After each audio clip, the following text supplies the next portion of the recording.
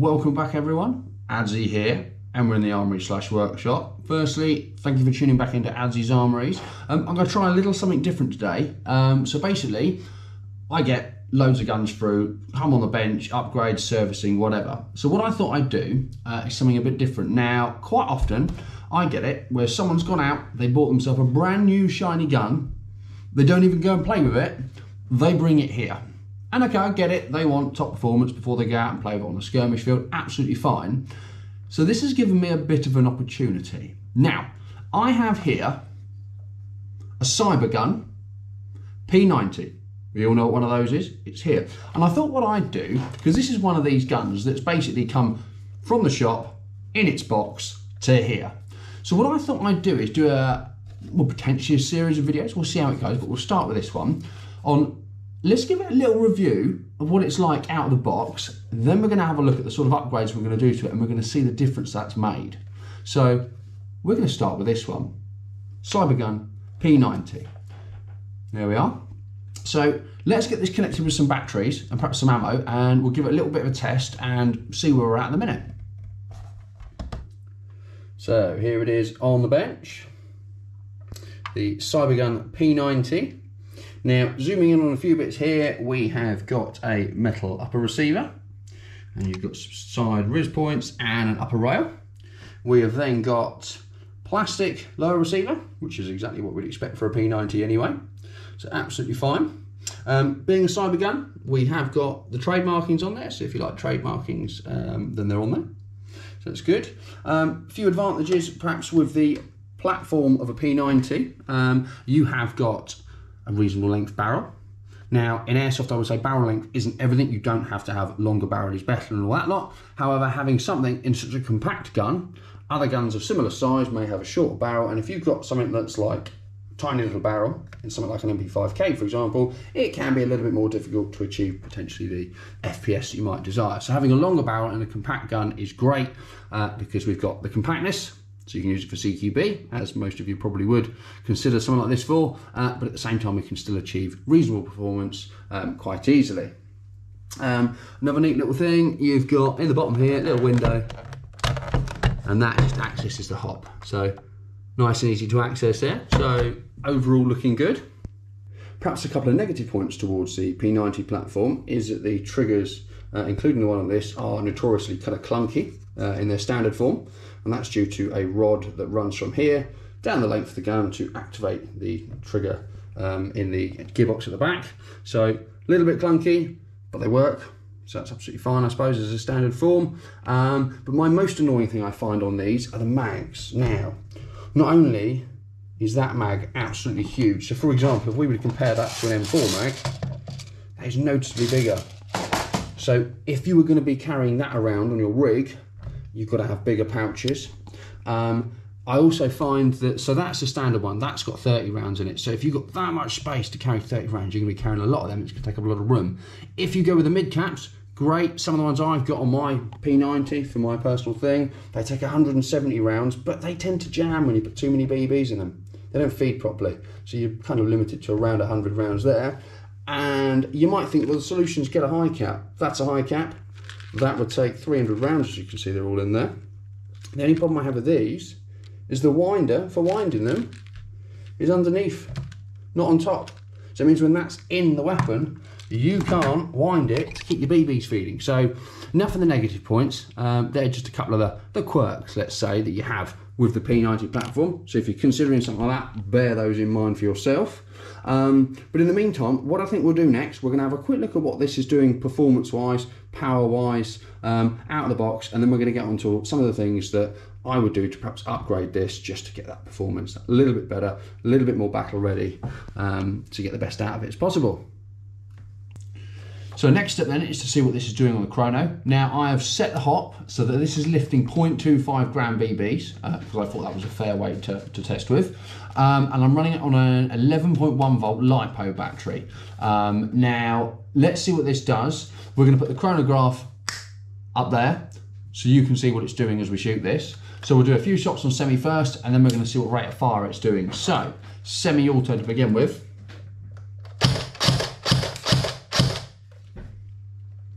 So from the first 5 shots, we've got an average of over 1.2 joules. So that means, had that gone to a skirmish day, that would not have passed Chrono. So a bit worrying there. Not the end of the world though. That is going to be getting pulled apart very shortly. Loads of upgrade bits going in it. We're going to get the power correct. We're probably going to make it so that it's going to use a heavier BB.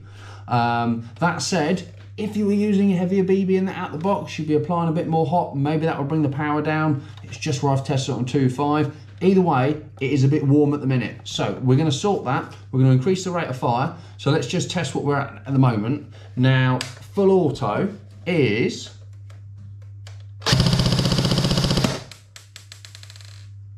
So there we go. So consistently hot on full auto. That's doing about, what we got there, 13 rounds a second that's doing. So 13 rounds a second, pretty respectable, not bad at all. But we're going to try and make that better. So next step, let's decide what upgrades we're going to pop in this. Okay, so this is going to be the list of upgrades that we're intended to go with. Now, we're going to look to change the piston and the piston head. Now, whether those are the final ones we're going to put in, we'll check once we've opened the gearbox, because we do need to make sure that the piston is going to be nice and smooth when it fits in there. They don't all just drop in. We're going to have a cylinder head, which is what that is. We're going to have a nozzle to go with that, just to help the air seal. We've got a barrel, which we'll prepare, make sure that's nice and clean for it. We're going to be upgrading the hot rubber. And then to drive everything, we're going to have a Perrin designed specifically for the P90. We're going to have a set of 14:1 gears, and we've got a warhead base motor to go in. So let's get it opened, let's get these installed, and see what difference we can make to this overall performance. Right, so let's have a go at getting this apart. So for those of you that are going to want to have a go at doing something like this yourself, it's not actually a bad gun to take apart. So let's take out said batteries just for a moment, because we're not going to need them. Now, if you're someone who fancies just doing something like a barrel yourself and you don't really want to go too near the gearbox, nice and simple, little press there, that'll slide out and you can get to your barrel and your hop. That I think will come out with a bit of a twist. And then if you've done your barrels and hops, you know where you're going from there. So that's nice and simple. We're going to come back to that bit though. I'm going to start with the gearbox.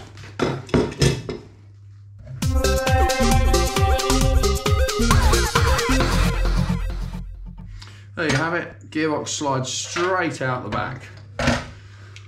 So we're going to start upgrading this. Now, I'm not going to do this as a complete how-to video on everything we're going to install, because the video would be forever long. So I'm going to get loads of bits ready and then we'll continue on there. So let's jump to when I've got the upgrades in.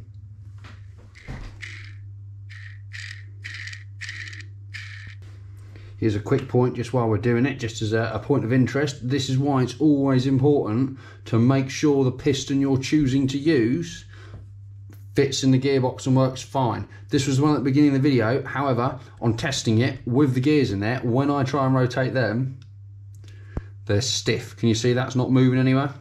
So that's actually quite stiff to move. So we don't want that, because that's unnecessary resistance. However, we'll try this piston. So essentially, in many ways, it looks very, very similar. Obviously the teeth are different on it, but I don't think in this case they are the issue. Let's try that in there. Put that in there, sit it on the runners, put the lid on. And then when we do that, same test, that's so much easier, to the point that if I tip that up, it's going to turn the gears and everything runs smoothly. So most important that is checked. If you're doing your own upgrades, make sure the parts you're putting in are going to be compatible.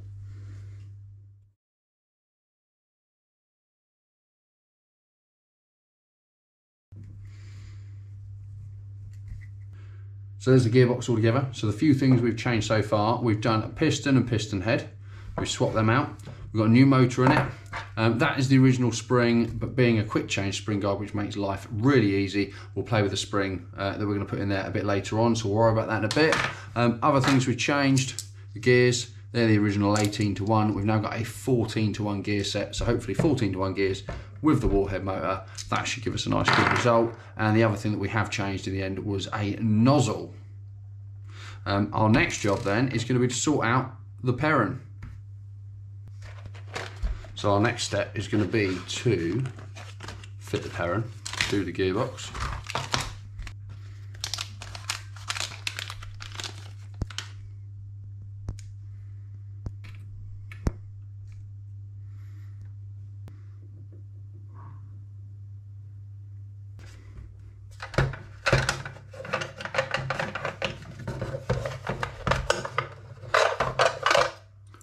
taking that out, that would have been what was connecting the trigger to the original mech box on the front of the gearbox, so that would have pushed that like that. And that's why the P90 has quite a clunky trigger as standard, because you're relying on all the force you're putting on the front here to be transferred using this rod to the back to push that lever. But we're going to get rid of that, and we're then going to mount in here the little sensors to the perron. Those are going to basically mount on either side for in the trigger, so that as it moves it can detect a magnet, so everything's way smoother than the original system. So much better system there if we're looking to get rid of the clunky trigger. There we go. So we're now going to have a little sensor. That's going to be way more smooth than trying to push that bar, that's for sure. And the last bit of the jigsaw piece of all the upgrades, we've put a new barrel in it. So this is a 6.02mm barrel that I've done a little bit of preparation on, in the sense of making sure it is completely clean on the inside, and that could be to remove any kind of factory grease or stuff that may be in there from manufacturing, just to make it as perfect as possible. Obviously, the better the barrel and the better your hop, the better your BBs are going to travel. It is kind of like one of the most essential bits on the gun overall. So that's all in there. We just need an Omega nub to sit in the top. Okay, so there it is back together. So just to run through one last time, all the bits that we have changed in here from the original bits, in no particular order. We've got a new piston and piston head, gives it a bit more durability. We've upgraded the nozzle in there, just helps with the air seal. We swapped out the standard gears for a 14-to-1 gear set, so we've done that. We've got a stronger spring in there, just to give it the oomph we're going to need. We've got a maple leaf hot rubber in there, that's exchanged that hot rubber. And one of probably the nicest upgrades is going to be the fact that we've lost this whole clunky trigger system. So where we had that and that arm, which gave it a nice clunky trigger, we've now got the perron in there, which just makes everything that much smoother when we're looking at trigger pull and things like that. Way much more smoother now, so it's going to be so much nicer to use. The big question is, what's it going to test like? So let's have a look. Right, there it is, reassembled with all the new upgrades in. So we've basically got that set now to 0.32 gram BBs. So I've been able to set the hop so that it's lifting and flying those in a nice straight line to as far as it can. So we're going to do our test on this with the same 11.1 volt battery that we used at the beginning of the video to test this before we did any of the upgrades. So we shall run that through the Chrono now just to see how it's going to perform in terms of power. Because remember, we were a little bit over as a standard gun out of the box, which would have been a bit of disaster. Had the owner of that rocked up at a site, gone to use it as it was, they wouldn't have been using it on that day, that's for sure. So let's see where we're at now and have a bit of a comparison. So we've got the Chrono here. Now we'll do single shot first.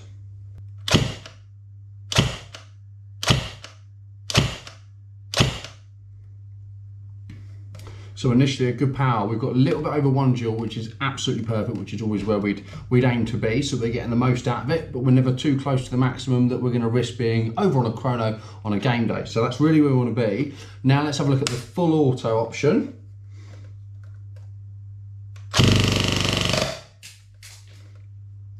So good, so we've maintained really consistent power, and we've currently just shot that, and that's done 24 rounds a second.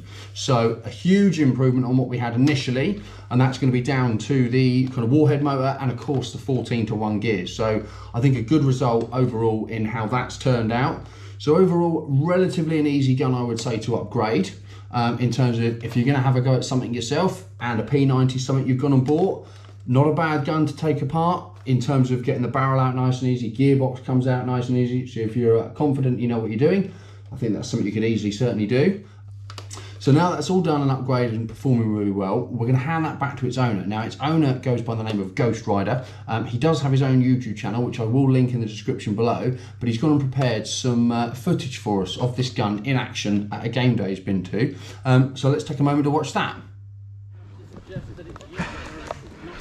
Oh, YouTube, Ghost Rider. As you see, I have taken my P90 out to play this game. Oh, P90? Yeah.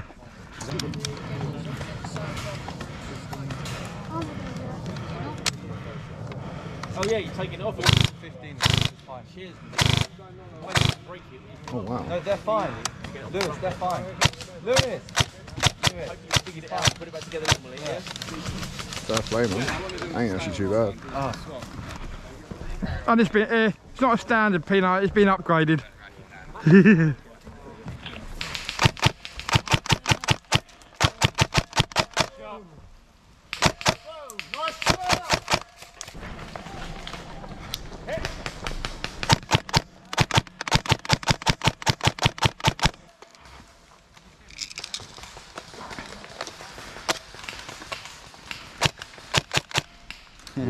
That's fun. Put it on full auto.